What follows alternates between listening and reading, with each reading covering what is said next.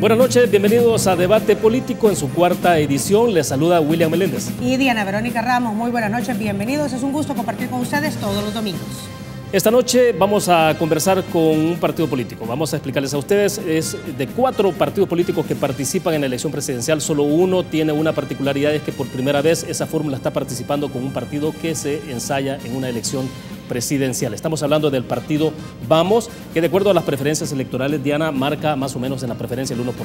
De acuerdo a las preferencias dadas por las encuestas. Exactamente. El partido Vamos lleva en su fórmula presidencial a un empresario proveniente de la diáspora, es decir, de los salvadoreños en el exterior, que por cierto, solamente los salvadoreños en el exterior envían al país más de $5.000 en remesas. Es un empresario que dijo, bueno, hoy quiero participar en política porque quiero cambiar el rumbo del país.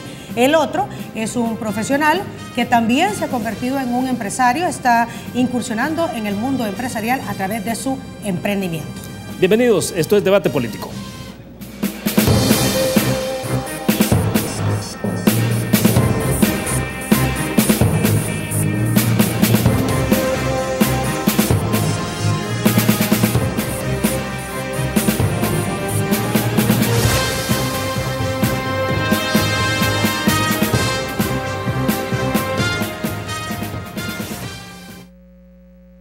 Nuevamente, gracias por acompañarnos y hemos de aclarar, William, no son 5.000. 5.000 millones de dólares es lo que envía la diáspora, es decir, los salvadoreños en el exterior a nuestro país. William, un gusto. Buenas noches, qué gusto que nos acompañen y ahora sí, entonces damos la bienvenida ya de manera oficial a nuestros invitados. Está con nosotros don Josué Alvarado, decíamos, el salvadoreño representante de la diáspora, bueno, que ahora ya reside en el país y es el candidato a la presidencia de la República. Gracias por estar con nosotros, don Josué. Gracias Diana y William por la oportunidad que nos dan de saludar a todos nuestros hermanos salvadoreños en este domingo. Excelente, también nos acompaña el candidato a la vicepresidencia, Roberto Rivera Ocampo, decíamos, ya lo explicábamos antes, ¿no? Profesional, pero también incursionando de alguna forma en el sector empresarial. Bienvenido, Roberto, un gusto. ¿Qué tal, William? ¿Qué tal, Diana? Muchas gracias por la oportunidad de participar y de compartir con ustedes las propuestas de Vamos para las próximas elecciones presidenciales. Bueno, hablando de propuestas, vienen de presentarlas, entendemos, en el interior del país. Bueno, y hemos venido corriendo y gracias a Dios que llegamos sin contratiempo, pero emocionadísimos porque venimos del Congo, la presa, y teníamos que estar a la 1, pero hemos hecho un recorrido desde las 8 de la mañana y ha sido muy exitoso toda nuestra gira, terminando pues en la presa donde había una multitud de gente bajo la sombra de un árbol, pero lo estuvimos como 3-4 horas esperándolo. Y qué satisfacción saber que esa gente estaba ahí y aquella conexión que estamos teniendo con la población salvadoreña, y eso nos motiva más a seguir adelante, aunque las encuestas pues tengan alguna intención de mantenernos en esos números allí abajo, pero la realidad que estamos viviendo nosotros en el campo, en el territorio, es otra, ya que hoy este día fue bien especial porque en la gasolinera que nos bajamos, la gente llegando a nosotros en la estación adentro que pasamos a comprar un café, aquella conexión, estábamos esperando a otro vehículo así afuera del carro, los carros parando y llegando donde nosotros, eso nos satisface lo que está pasando. Eso es interesante. ¿Está despertando esperanza el partido Vamos, Roberto? Sí, definitivamente. Lo increíble es cómo está despertando, no solamente en un segmento poblacional en el que nosotros sabemos que nuestra propuesta tiene mejor acogida, sino también en el área rural, que es donde hemos estado prácticamente hoy, porque hay unas problemáticas a las que nosotros le estamos apostando y de las cuales tenemos un gran conocimiento técnico y de política pública. ¿De qué problemática te refieres? Bueno, el tema de desarrollo económico a través de la agricultura, por ejemplo, pero también de la inseguridad. Esos son los temas que a la gente les preocupa y ahí es donde estamos encontrando mayor conexión. Y yo creo, don Josué, que es importante hablar por la parte económica de cómo están conectando ustedes con la población. Usted decía, los estaban esperando, la gente muy ansiosa de conocer la propuesta de Vamos, pero siempre la pregunta es, ¿qué tipo de conexión es la que están logrando ustedes con ese potencial electorado, sobre todo en lo que tiene que ver con la parte económica? Porque cuando ve unas estadísticas, jóvenes entre 15 y 29 años representan el 30% de la población del país. Es decir, tenemos una población muy joven, pero también una población que necesita de un empleo, bueno, primero desde luego educación y después un empleo. Pero ¿cómo conectan ustedes con eso? Bueno, en primer lugar, nosotros llegamos como personas normales como ellos, no nos ven como un político. Incluso el mensaje nuestro es diferenciado, porque saben que muchos llegan regalando, y es algo más.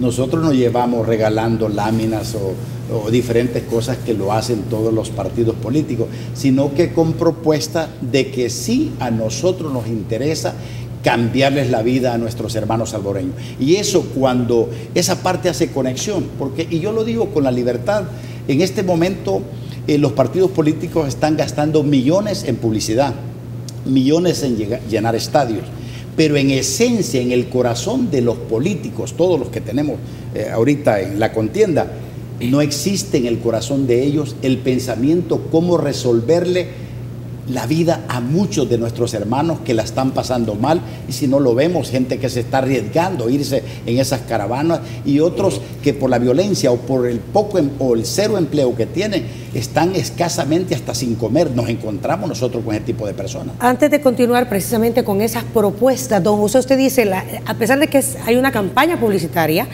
o propaganda política de los diferentes institutos políticos que están participando en esta contienda electoral, la gente quiere escuchar propuestas. La gente en general, incluso las gremiales, conocemos que la Cámara de Comercio e Industria de El Salvador está por recibirlos. Y antes de escuchar la posición o las propuestas de ustedes, don Josué, quisiera escuchar las declaraciones de Javier Steiner, presidente de la Cámara de Comercio e Industria de El Salvador, sobre precisamente qué es lo que quieren escuchar de las fórmulas presidenciales.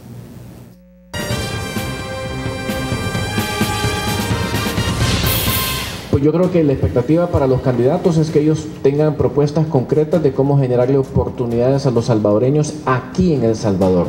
Propuestas para ampliar la inversión extranjera, cómo tener reglas claras para que inversionistas internacionales se interesen en venir a invertir en El Salvador. Y yo creo que una de las iniciativas ya, sin tener que llegar al gobierno, es, por ejemplo, dar luces de que El Salvador se puede poner de acuerdo para elegir a 5 magistrados de la Corte Suprema de Justicia responsables, objetivos, sin lazos partidarios.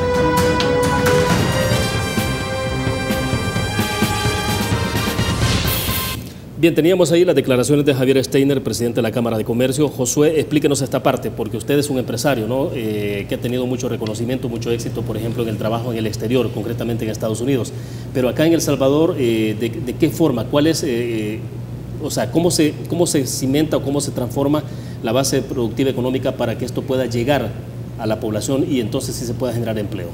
Bueno, en primer lugar, yo quiero, sobre este tema, para mí es muy importante también, porque sabemos que después de la seguridad es lo que está demandando la población, nos pide de empleo. Yo creo que el papel que debe de jugar el gobierno es importante. El gobierno debe ser un facilitador, no uno que obstruya a aquel que quiera venir a invertir. Nosotros en esa parte le estamos dando tanta seriedad que incluso estamos considerando trabajar fuertemente para todo aquel que quiera venir a hacer su empresa a El Salvador, no tenga tanta burocracia, sino que en 2 horas lo pueda alcanzar. Esa en primera. Y en segundo, buscar cómo atraer esa inversión extranjera. Y yo soy de los que pienso de que para resolver el problema mayor también que tenemos en la violencia en algunos territorios, es dar, de alguna forma, ofrecer garantías o seguridad jurídica en primer lugar. Después de eso, poder negociar o hacer algo para que hayan incentivos fiscales para que ellos puedan ir allá donde no hay empresas. ¿Sí? Vemos que los sectores están bien cercanos a San Salvador, pero en los lugares de conflicto o de violencia no están. Nosotros como gobierno pretendemos, en primer lugar, hacer nuestro trabajo para el control de la violencia, porque esa es una de las cosas que también detiene la inversión. Pero aparte de eso, la seguridad jurídica y ver cómo atraemos. Mire, y en esta parte yo se lo digo porque tengo las experiencias, por ejemplo, en Estados Unidos. Hay sectores que están, digamos, en situaciones difíciles, de economía difícil por el tipo de personas que viven o algo, pero cuando los condados se proponen a levantar ese nivel de esa economía, claramente dan facilidades para que empresas vayan a instalarse. Y a mí me tocó vivir, por ejemplo, un caso en Virginia, en Winchester, pude verlo. ¿Qué es lo que sucede? Que el gobierno y el condado le facilitan hasta el grado, yo sé que Estados Unidos es diferente, pero muchas de esas cosas podemos aprenderlas para actuar. ¿Qué pasa? Pero en esto, perdón, Josué, pero esto pasa también por generar, obviamente, más empleo, pero empleo de calidad. No, ese es el punto clave. Por ejemplo, y voy a mencionarlo, vienen ellos, dice, en sectores que no hay poca inversión. Mire, si usted se viene, yo no estoy diciendo que eso lo vamos a hacer directamente o puntualmente nosotros, porque se necesitan recursos, pero quiero poner las experiencias, cómo logran el desarrollo. Dice, mire, usted por cada empleo que usted haga en este condado, le vamos a dar $500 al año. O sea, una especie de incentivo. Un incentivo. Y aparte de eso, otra de las cosas que me llamaba la atención, por ejemplo, cuando están en los trámites de crédito, le dicen, si el banco le está cobrando a usted 5%, vamos a partirlo. Nosotros, el condado, va a estar soportándole a usted con el banco para que venga esa inversión. Y mire, en cuestión de meses, esa economía la levanta. No estoy diciendo que exactamente vamos a hacer, pero tenemos que dar incentivos a estos inversionistas para que vengan con trabajos de dignidad para nuestros hermanos salvadoreños y cambiar eso. Facilitación de trámites e incentivos fiscales. Roberto, tú eres un emprendedor, eres un profesional, pero además eres un emprendedor. Y se dice que este país va a salir adelante en la medida que los emprendedores encuentren las facilidades para desarrollar su emprendimiento. ¿Cuál es la apuesta en ese sentido? Sí, estamos convencidos de eso y de hecho queremos hacer El Salvador un país de emprendedores. ¿Qué es lo que nos dicen empresarios y emprendedores cuando nos reunimos con ellos? Miren, en este país los obstáculos más grandes que tenemos nosotros para invertir y desarrollar nuestros emprendimientos o nuestras empresas son tres, básicamente, aunque son muchos más. El tema de seguridad, el tema del nivel educativo de las personas y tercero, el gobierno. El gobierno se muestra como uno de los grandes obstáculos. Entonces, en ese sentido, quizás lo que resume la postura de ellos y la postura nuestra es, por favor, gobierno, si no ayuda, pero tampoco estorbe, ¿verdad? Y entonces lo que nosotros queremos es hacer un gobierno eficiente, un gobierno digital, que le apueste a la facilitación de trámites, etcétera, pero no podemos dejar de lado los otros dos elementos que salen y son recurrentes. Me voy a referir no al tema de seguridad, sino al tema de la educación. La educación es fundamental, incluso desde la educación inicial, ¿verdad? Porque ahí es donde podemos desarrollar unos talentos que por el momento el país ha desperdiciado seguramente. Tenemos que hacer pausa, sí. Roberto, tenemos que ir a hacer nuestra primera pausa comercial y al regresar nos cuentas entonces cómo se vuelve un gobierno eficiente, porque es uno de los principales atrasos, sí. Y cuál es la apuesta entonces en el tema educación para tener una población educada que le pueda apostar al emprendimiento y por ende generar crecimiento económico. Sí, importante porque el tema del empleo, por ejemplo, el 16.6% de la población económicamente activa son jóvenes y necesitan un trabajo decente. Claro. Digno y decente. Exactamente. Vamos a una primera pausa comercial, regresamos.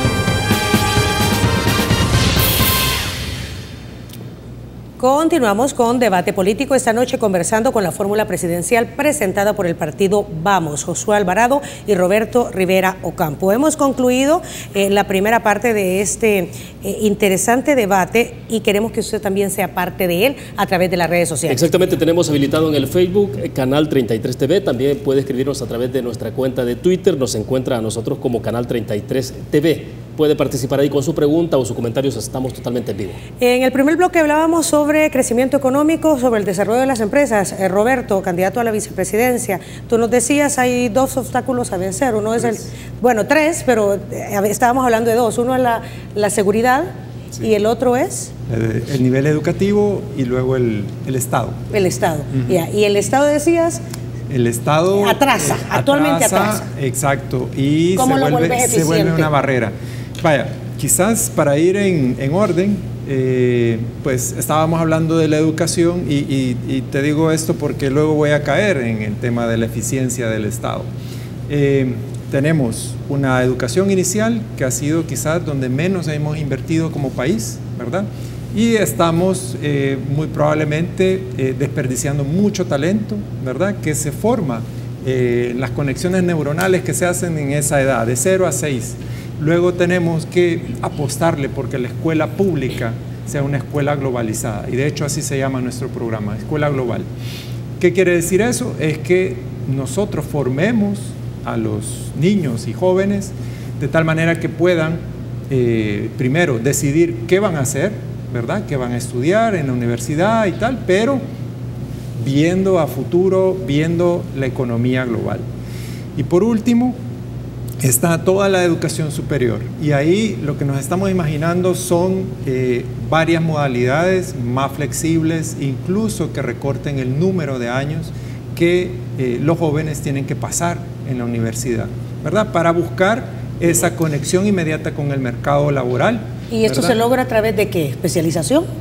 Sí, en algunas, yo te pongo el ejemplo de lo que yo hice, ¿verdad? En Francia, en 5 años, tú estudias la licenciatura, la maestría, y eso ya incluía 6 meses de pasantía. A lo que voy es que, a nuestro pensar, 5 años es demasiado tiempo para pasar en la universidad porque te desfasas rápidamente, sobre todo ahora, ¿verdad? Que los conocimientos, la innovación, la investigación va mucho más rápido que lo que nosotros vamos. Roberto, perdón, porque hay un punto, ¿no? Que los organismos internacionales, bueno, el PNUD, en un informe que presentó recientemente, Soy Joven y Ahora, que hablaban del tema de las políticas públicas, y en políticas públicas ellos consideran el tema del empleo y reactivación de la economía.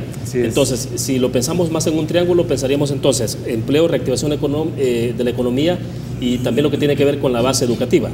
Así es. Sí, y sobre todo que tenemos que empezar a reformar el sistema educativo de tal manera que podamos también ir pensando en el modelo económico que vamos a tener de aquí a el 2040, por ejemplo. ¿Qué tipo de modelo económico? Tenemos que pasar a una economía del conocimiento. Es decir, ya no podemos estar únicamente centrados en que nuestra economía se va a basar en la venta de materia prima, ¿verdad? Maíz, frijol, ¿verdad? Que es básico, pero no solo en eso, podríamos meterle mucha innovación y mucha tecnología a algo que es un cultivo tradicional, ¿verdad? Para que sea más eficiente, para que haya investigación y que nos podamos caracterizar por ser el mejor en la producción de maíz y frijol. ¿Esto no tiene nada que ver con economía social de mercado o con economía neoliberal? Para nada, yo creo que es la tendencia hacia donde tenemos que ir. Tú dices entonces, perdón, aplicar ciencia y tecnología a actividades tradicionales como producción de café, por ejemplo, o caña de azúcar. Por ejemplo. Pero eso es una parte. Lo otro es que las carreras que van a tener mucha mayor demanda en unos años, de aquí al 2030, son aquellas relacionadas con robótica, con la gestión de información, etcétera. Ya tenemos que estar pensando en ello, ¿verdad? Eso lo conecto con el tema del empleo. Pero luego viene la parte del Estado. El Estado, tú preguntabas cómo hacerlo más eficiente. Hay una reforma pendiente, sí, hay una reforma pendiente desde hace muchos años, que es la reforma a la función pública. Tú la conoces, ustedes han estado... La ley de la función pública. La ley de la función pública. Hay una propuesta en la Asamblea Legislativa. De 10 años, ¿no? Sin embargo, bueno, hay partidos que han frenado esa propuesta porque simplemente ya no podrían estar llenando de activistas el Estado. ¿Y habitualmente el que frena es el partido que está en el poder o quién? No, son todos. Todos. Son todos porque, o sea, todos tienen sobre eso. Todos tienen cuotas, ¿verdad? Para llenar el Estado de activistas. Y sobre todo están esperando llegar al poder precisamente para gozar de ese privilegio de repartirse plazas. Pero esa es nada más una cosa, ¿verdad? Es cómo ordenamos la casa. Lo otro es, tenemos que empezar a sacar la mano del funcionario de todos aquellos procedimientos o trámites que muchos gobiernos se inventan. ¿Y eso es romper con discrecionalidad? Eso es romper... ¿A través de una normativa especial o de qué manera? Bueno, en el tema de la función pública está la ley y eso incluye varias normas que hay que cumplir. Pero en el tema de facilitar los trámites, nosotros estamos apostándole por tener el primer gobierno digital. Ya hablábamos de algunas cosas como formar tu empresa en 2 horas, pero también que poco a poco tus trámites que tienen que ver con los servicios públicos, todo sea a través del internet, pero precisamente para sacar a aquel funcionario que pues te llega y te dice en aduana, mire, si no me pasa esto, pues si no me pasa debajo del documento algo, yo creo que su carga está detenida. A ver, volvemos el gobierno, para entenderlo, Roberto, volvemos un gobierno eficiente cuando tenemos gente capacitada, estudiada, educada en el gobierno. No solamente. Sí, esa es una parte. Lo otro es que tenemos que cumplir a cabalidad la ley, ¿verdad? La ley de la función pública. La ley de la función pública, pero además unos principios de probidad, de honestidad, que tienen que ser cumplidos. Y yo creo que es válido que Josué nos pueda explicar, sobre todo por la experiencia que tiene usted, cómo se hace negocio en Estados Unidos y cómo se hace negocio en El Salvador y qué implicaciones tiene cuando no se tienen reglas claras en términos de cómo desburocratizar los procesos. Mire, nosotros consideramos que el gobierno, el papel del gobierno, en este caso, al desarrollo del país o la nación, tiene que ser un facilitador.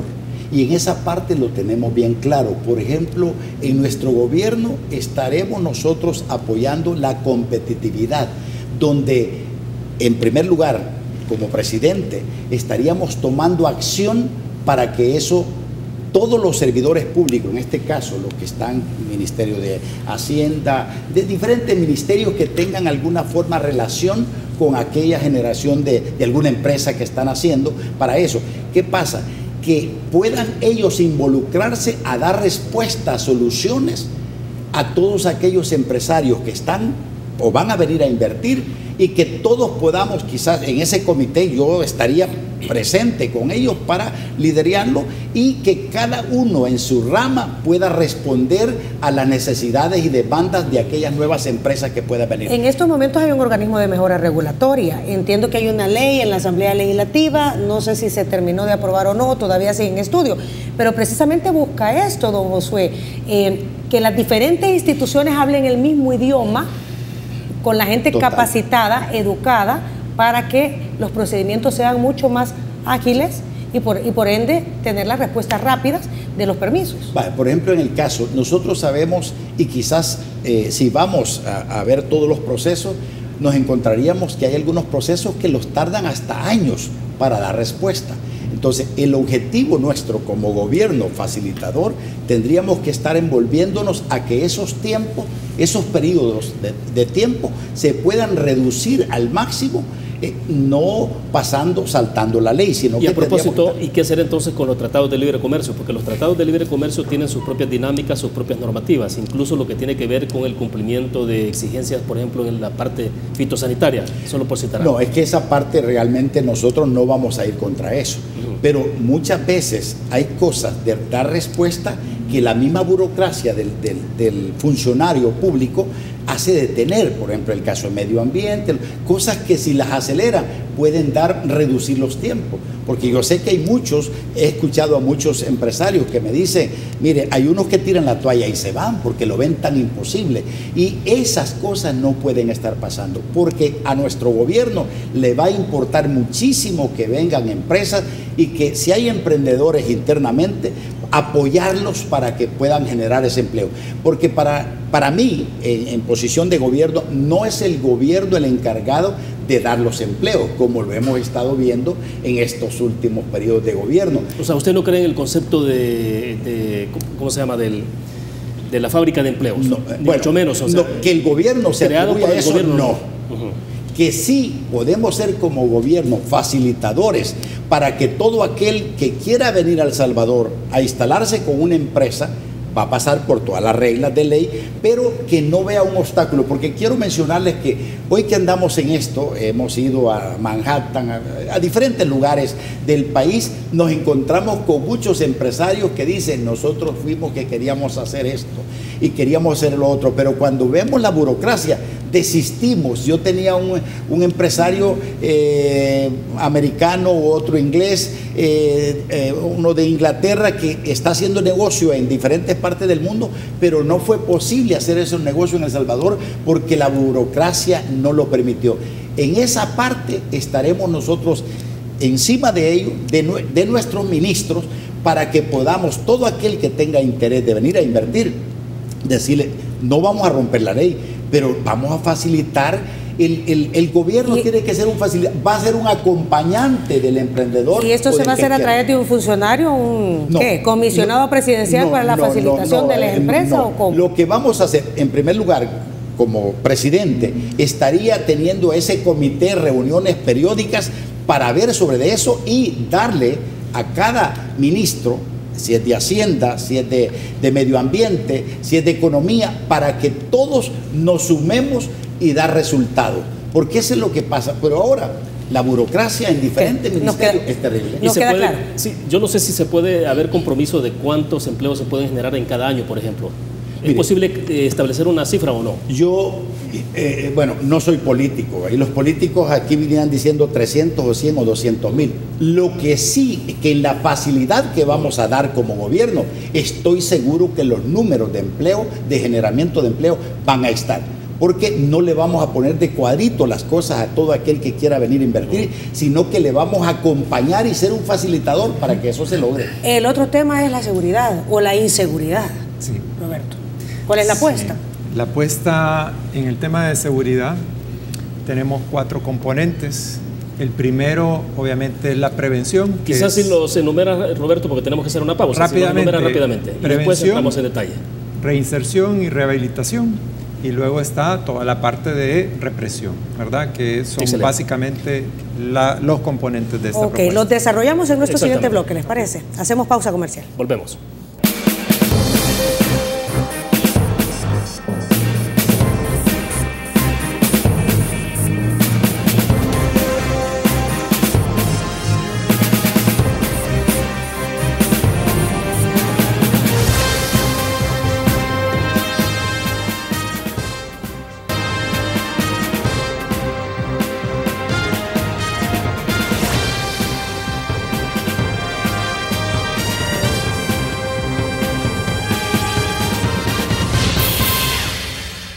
Es un gusto que siga con Debate Político en su 4ª edición. El tema central, seguridad, homicidios, el tema de las extorsiones, y a propósito ya Roberto nos daba un poco de asomo, digamos, de los ejes principales en el tema de la seguridad pública, porque aquí hay datos muy relevantes y me imagino que ustedes lo saben, pero el 53.4% es de la tasa de homicidio en este país, esa cuota la ponen los jóvenes, es decir, los jóvenes colocando la cuota más alta de sacrificio en esta situación de violencia que tiene El Salvador. Pero Roberto, nos quedamos en el punto entonces, cómo trabajar en el tema de la seguridad pública y sobre todo el control de los territorios o la devolución de los territorios a la ciudadanía. Sí, yo hablando de cifras, entre el 2000 y el 2016 hubo más de 3.500 homicidios al año.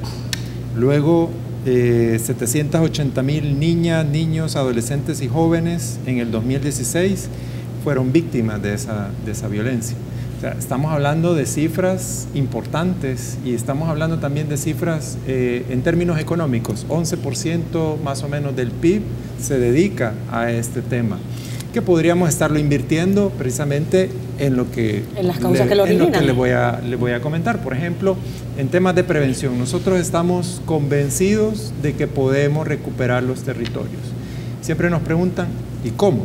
Sí, ¿qué tipo de intervención? Porque ese es el tema, ¿no? ¿Cómo se hace? Porque hasta ahora lo que se ha visto son tanquetas, ¿verdad?, que decorativas en diferentes puntos. Nosotros creemos en la prevención desde el punto de vista de la mayor e histórica inversión social que se ha hecho en este país. Tenemos que invertir en educación, tenemos que invertir en salud y tenemos que garantizar la presencia de la policía obviamente en la comunidad, pero también en lugares clave. ¿Cuáles son esos lugares clave?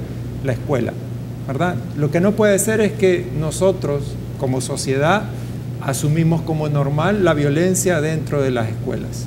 O sea, se acerca la escuela, se acerca la unidad de salud, pero también habría que acercar, no sé si las fábricas o lo que tiene que ver con el empleo. Exacto, sí, pero digamos que eso es el resultado de una intervención mucho mayor, ¿verdad? Porque obviamente eso es para prevenir, pero luego hay aquellos casos de jóvenes que ya están dentro de una pandilla, ¿verdad?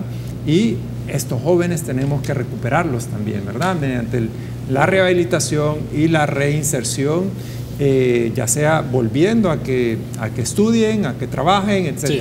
Y ahí solamente quiero hacer una pausa porque estamos pensando que el sistema penitenciario hay que repensarlo, ¿verdad? En el sentido siguiente, nosotros como contribuyentes, como ciudadanos, lo que menos queremos es estar financiando unas escuelas del crimen. Queremos que las cárceles, los centros penitenciarios, se vuelvan centros de formación y centros de producción. ¿Para qué? Para que alguien que por X razón va a parar a un centro penitenciario, pues sea alguien productivo, que pueda mantener a su familia y que el día que salga no solo se le cierre la puerta detrás, sino que también pueda optar a diferentes empleos. ¿Cuál es la apuesta de esa reinserción, Roberto? Sabiendo hoy en día, y todas las semanas los medios de comunicación lo decimos, que aparece mucho joven que es asesinado y que se dice recientemente había dejado la pandilla o recientemente había salido de un centro penal. Esa parte de en realidad dejar la pandilla, ¿qué incluye? ¿Cómo se hace? ¿Cuál es la propuesta? ¿Es un diálogo con las pandillas? ¿Es una tregua con las pandillas? ¿Cómo se hace? La experiencia que tiene Josué a través de la asociación Trabajemos por la Paz nos está dando como la guía para hacerlo. Puede ser que hayan otras, pero la experiencia que conocemos es la que nos está guiando. ¿Y les está dando resultados? Totalmente. Sí, y ahí pues me gustaría que Josué pues la cuente, porque él es el que ha vivido esto. Y ese tema es relevante porque de verdad existe la reinserción, digo, porque lo que hemos conocido hasta hoy ha sido un poco de retórica, pero ¿es posible reinsertar o no? ¿Está funcionando? A nosotros en el trabajo que hemos hecho hemos tenido resultados de 650 jóvenes que se han rehabilitado y están insertados en la sociedad y ya como familia y se han realizado. ¿Pero eran pandilleros o estaban en línea de riesgo? Eran personas que estaban ya involucrados, muchos de ellos. Y sobre este tema yo quiero mencionarles que sabemos que sí es posible hacerlo. En el proceso que hemos dado, definitivamente nosotros nos lleva de 6 hasta 9 meses sacar ya a esos jóvenes ya libres de todo esto. Y es una de las razones, porque en el caso de las actividades, no de muchas formas pueden dejarlos salir.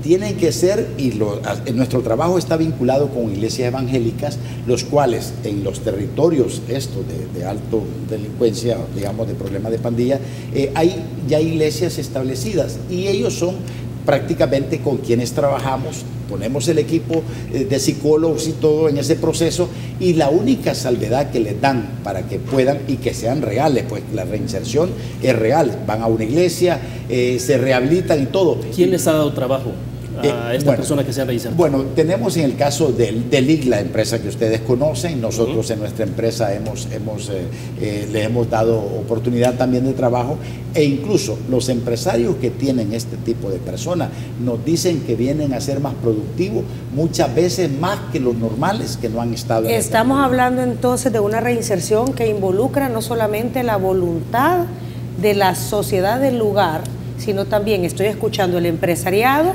y las iglesias, no importa al final cuál es la denominación. No importa.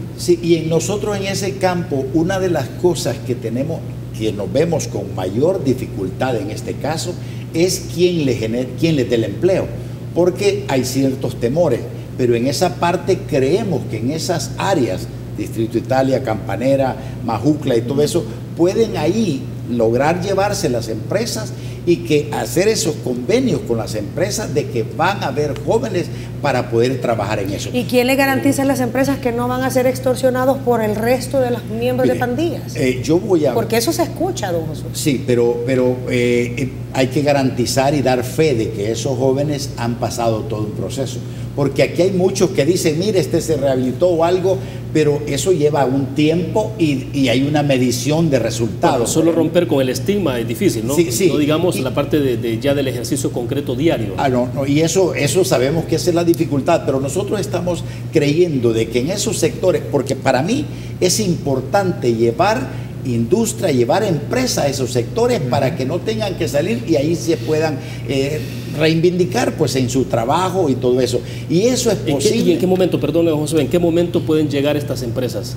¿Hasta cuándo? Digo, porque esto es todo un proceso, ¿no? ¿Cuánto tiempo puede llevar para que, digamos, entonces un empresario diga, puedo instalar yo ahí cerca mi empresa porque puedo conseguir mano de obra incluso con gente reinsertada? Sí, yo esa parte lo veo, y voy a ser bien honesto, un año para hacer ese trabajo, porque nosotros desde una vez, el 3 de febrero y en junio que toca tomar posesión como gobierno, estaremos dándole prioridad, porque el fenómeno de las pandillas o la violencia nos golpea en muchas áreas. Por ejemplo, el 44% de niños que empiezan la escuela de primero a noveno grado, hay deserción por esa razón. Solo ese es un golpe que tenemos, aparte de lo que está sucediendo en esas colonias. Pero en esta parte nosotros nos sentimos con una convicción. Vamos a entrar, nuestro gobierno va a tener acercamiento con las comunidades que están padeciendo esto. Y en primer lugar, vamos a dialogar para buscar solución juntos y saber de que a esos áreas vamos a llevar industria, vamos a llevar empresas de tecnología. Cuando dice dialogar, ¿a quiénes se refiere? A las personas que viven en las comunidades. Okay. Los diferentes actores de la comunidad. Porque quiero mencionarles, y esto, el día de ayer, yo creo que eran las 9 de la noche, y estábamos todavía, quizás más de las 9, y estábamos en La Palma.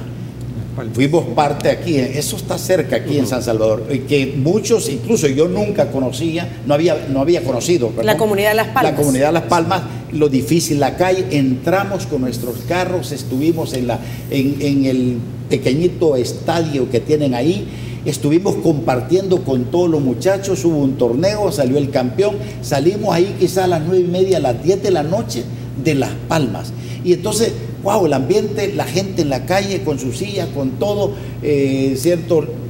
Pero un ambiente, wow, bueno, ya Roberto ha ido varias veces. Ahora bien, pero con las pandillas se dialoga o hay que negociar o hay que hacer una tregua. Mira, ¿qué es lo que hay que hacer con ellos? Nosotros no creemos en tregua.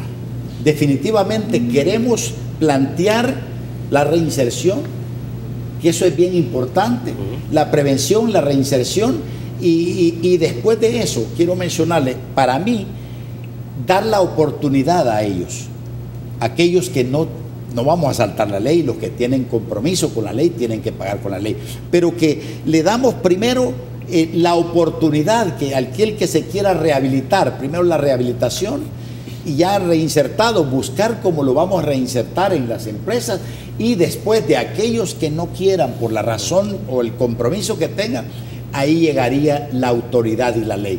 Pero el caso, y yo quiero mencionarles que para mí es sorprendente, hoy en esto que andamos trabajando en esos territorios, nos dice un joven, ¿sabe qué?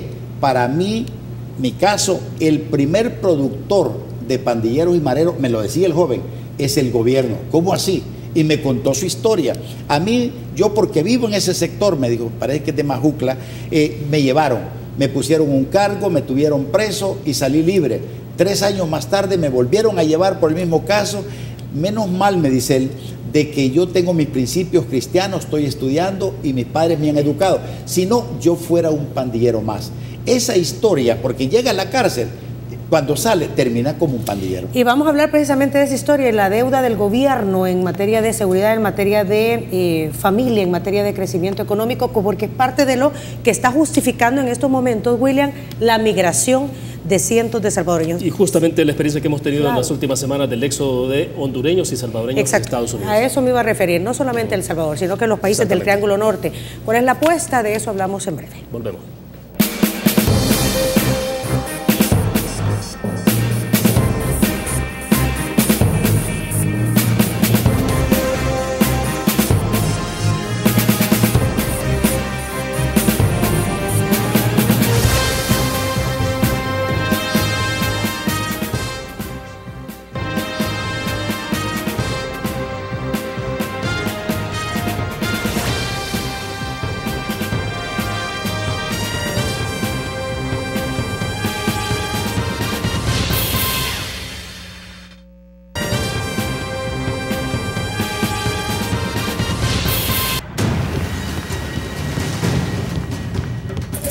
Entonces nosotros lo único que decimos es confiamos en Dios y que los gobiernos que vamos a encontrar, que se toquen el corazón y que realmente vean que sí hay gente en todos los países, no solamente en El Salvador, sino en todo el mundo.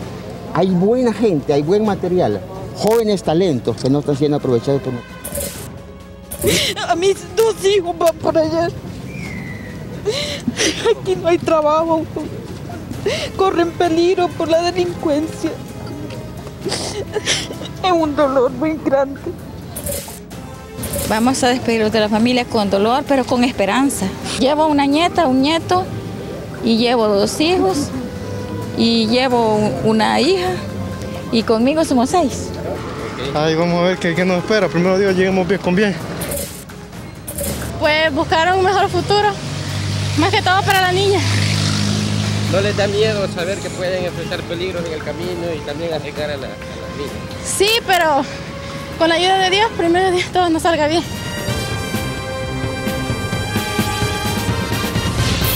Algunos resumen esta situación, William, como una deuda del Estado hacia los salvadoreños. Y todo un drama humano, ¿no? Que conecta el tema de la migración, que tiene que ver con la falta de empleo, con el tema de la inseguridad, que ya lo conversábamos. Sí. Unos migran porque no tienen empleo, otros porque son acosados constantemente por los grupos irregulares. Sí. Prefieren perder la vida en el camino que perderla en donde viven.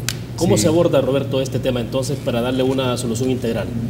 Bueno, primero a mí se me eriza cada vez que veo esas familias con niños empujándolos en sus carritos. Y bueno, nosotros como futuro gobierno obviamente tenemos que hacer una apuesta estratégica. Una de ellas es la que ya decíamos de la inversión en lo social, ¿verdad? Porque esa es la base para que cualquier persona que nace en el país pueda acceder luego a un mercado laboral formal. Pero luego lo que estamos viendo es el tema de inseguridad, que ya lo abordamos, pero luego el tema del empleo. Ahí nosotros lo que estamos viendo cuando vamos a territorio es que mucha gente emprendedora, con la barrera que se encuentra es también que no encuentran mercado, ¿verdad? Y entonces, por ejemplo, la gente que produce maíz y frijol, para volver con el ejemplo, lo que nos dicen es, miren, ustedes nos van a apoyar. Claro que sí, pero el apoyo debe ir más allá de darle una semilla mejorada, ¿verdad? Tenemos que abrir mercados para ellos. Yo quiero quizás referirme a algo que, digamos, la apuesta, obviamente nos gustaría ir y decirles, miren, no se vayan. Pero sí, porque ahorita, aquí el tema, Roberto, perdón, es cómo se aborda esta crisis, o sea, en lo puntual, en lo inmediato. Por eso, ahorita quien puede y debería estar ahí al frente y hablar con los migrantes es el presidente de la República, ¿verdad? Porque él tiene el poder, tiene el mandato, tiene los recursos para empezar a hacer la gestión para resolver las problemáticas que están haciendo que esto nada más es lo más visible, pero seguramente hay gente que no se va en la caravana todos los días y está atravesando la frontera. Se supone que 300 personas abandonan este país diariamente desde hace más de una década, ¿no? Pero tenemos que poner todos los recursos que tengamos para que ya más gente no se vaya. A nosotros nos tocó emigrar y sabemos lo difícil que es llegar a un país, y no se diga en esas condiciones. Ya, don Josué, en medio de esto hay elecciones de medio término en Estados Unidos. ¿Usted ve o no confabulación en medio de todo esto? ¿Da lugar para pensar que las caravanas parten de un hecho objetivo que es la situación de inseguridad y de pobreza que tienen estos países, o también hay otro tipo de intereses en medio? Sí, no lo voy a asegurar, pero sí es una coincidencia. Tenemos el próximo martes elecciones de Congreso. Bueno, hay elecciones en Estados Unidos. Esta situación ya...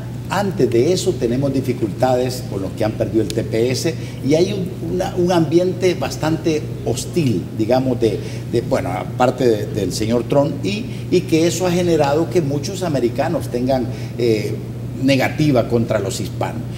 Todo lo que está sucediendo contribuye a generar más negativismo contra los hispanos. O sea, ¿usted cree que radicaliza la posición de Donald Trump este hecho? Le estamos dando herramientas para que él tome, bueno, si ha salido en esta semana. ¿Esto es una realidad o es algo que ha sido construido a beneficio del presidente Trump? No, mire, yo no puedo decir eso, pero que yo no lo puedo confirmar, y al escucharlo, ya varias personas han escuchado eso, pero que hay algo detrás de eso, porque yo sé que el grado de violencia y la inseguridad que tenemos es fuerte, pero para tirarse a la calle con la tendencia y saber de que los infantes que van pueden morir en la calle, y aparte de eso no está una puerta en Estados Unidos abierta para recibirlo.